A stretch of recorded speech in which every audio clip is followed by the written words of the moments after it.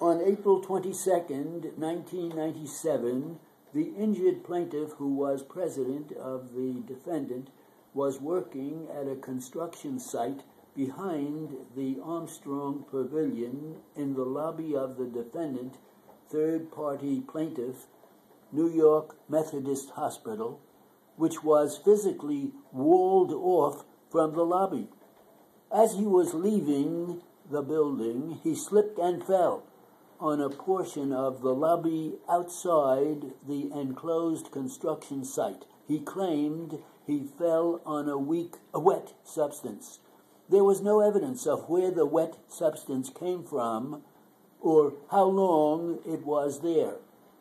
The plaintiffs sued the hospital to recover damages for personal injuries.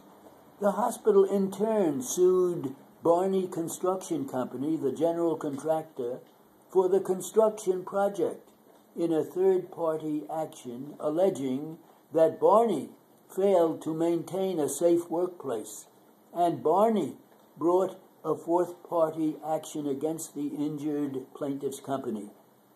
After issue was joined and depositions conducted, Barney moved for summary judgment based inter alia upon deposition testimony.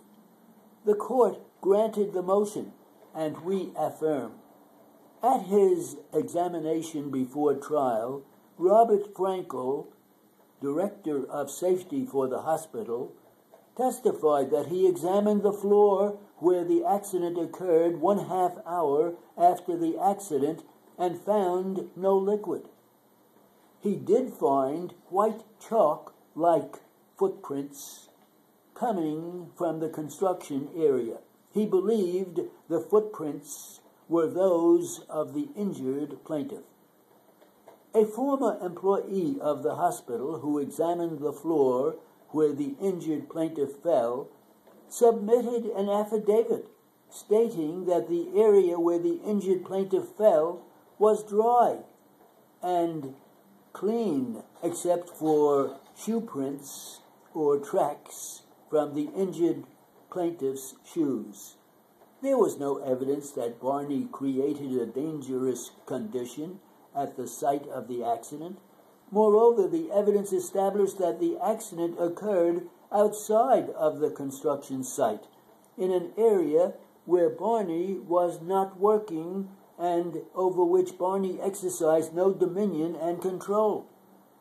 In an action to recover damages for personal injuries, the defendants appeal, and the defendant Ronald separately appeals from so much of an order of the Supreme Court, Kings County, dated November 1st, 2001, as denied their respective motions for summary judgment, dismissing the complaint insofar as asserted against them on the ground that the plaintiff did not sustain a serious injury within the meaning of the insurance law. It is so ordered that the order is reversed insofar as appealed from on the law, with the bill of costs to the appellants appearing separately and filing separate briefs. The motions are granted. The complaint is dismissed insofar as asserted against the appellants, and the action against the remaining defendant is severed. It is undisputed that the plaintiff sustained a scar 7/8 of an inch in length on her lower lip. In opposition to the appellant's prima facie establishment of their entitlement to summary judgment, the plaintiff alleged that the scar constituted a significant disfigurement and therefore was a serious injury within the meaning of the insurance law. However, contrary to the plaintiff's contentions, a reasonable person viewing the plaintiff's lower lip in its altered state would not regard the condition as unattractive, objectionable, or the object of pity and scorn. Thus, the appellant's respective motion should have been granted.